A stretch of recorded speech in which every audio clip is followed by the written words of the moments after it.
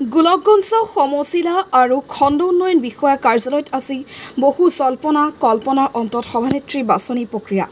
গোলকগঞ্জ বিচন্দৈ গাঁও পঞ্চায়তৰ জ্যোতিপ্ৰভা ৰায় সভানেত্ৰী আৰু গুলিনুৰ বেগম উপসভানেত্ৰী পদত বিনা প্ৰতিদ্বন্দ্বিতাৰে নিৰ্বাচিত আৰু হৰিৰহাট গাঁও পঞ্চায়তৰ যদুমণি ৰায় সভানেত্ৰী আৰু পূৰ্ণিমা ৰায় উপসভানেত্ৰী পদত টছ কৰি নিৰ্বাচিত হয়। গোলকগঞ্জৰ কাছখানা গাঁও পঞ্চায়তৰ মামনি অধিকাৰী সভানেত্ৰী আৰু বেঞ্জিনাৰা বিবি উপসভানেত্ৰী পদত বিনা প্ৰতিদ্বন্দ্বিতাৰে নিৰ্বাচিত হয়। বালাজান আঞ্চলিক পঞ্চায়তৰ অনুসূচিত জাতি সংৰক্ষিত কুমাৰগঞ্জ গাঁও পঞ্চায়তত বিনা প্ৰতিদ্বন্দ্বিতাৰে ৰাধিকা দাস সভানেত্ৰী হিচাপে নিৰ্বাচিত হয়। গোলকগঞ্জৰ পৰা তপনৰা report, north east frontier news.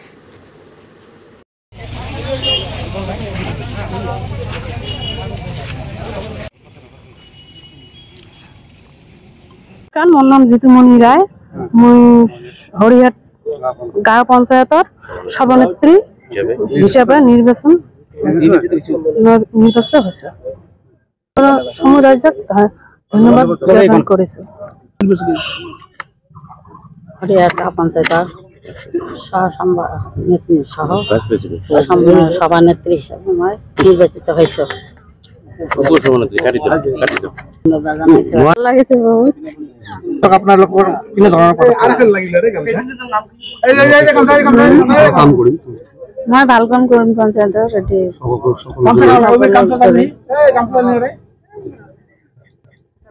কেইজন সমৰ্থক ভিতৰত ভোট হৈছে, মই 7টা ভোট পাইছোঁ।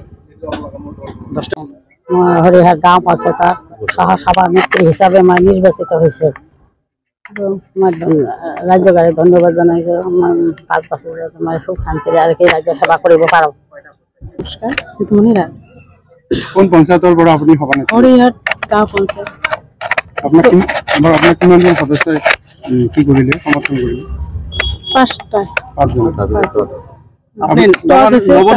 তাৰপাছত টচ হৈছে, মানে মই তেল নিছোঁ, আমি হেড নিছে, মানে তেলটা উঠছে মোৰ। আপোনাৰ কেনেকুৱা অনুভৱ হৈছে সভানেত্ৰী হৈ? ভাল লাগিছে। আপুনি ৰাইজলৈ কি বাৰ্তা প্ৰেৰণ কৰিব? মই ৰাইজৰ সেৱা 5 বছৰলৈকে কৰিম। মোৰ নাম জ্যোতিপ্ৰভা ৰায়, মই বিচন্দৈ গাঁও পঞ্চায়তৰ নৱনিৰ্বাচিত সভাপতি আৰু মই নৈলি মানে কি কৰিছোঁ বেছি কথা ক'ব নোৱাৰোঁ। আজি গোটেইখিনি বিনা প্ৰতিদ্বন্দ্বিতাৰে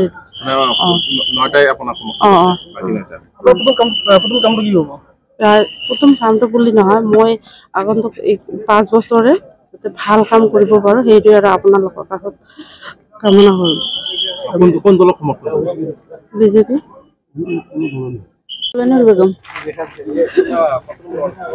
কোনটো ৱাৰ্ডৰ পৰা জিকিছে?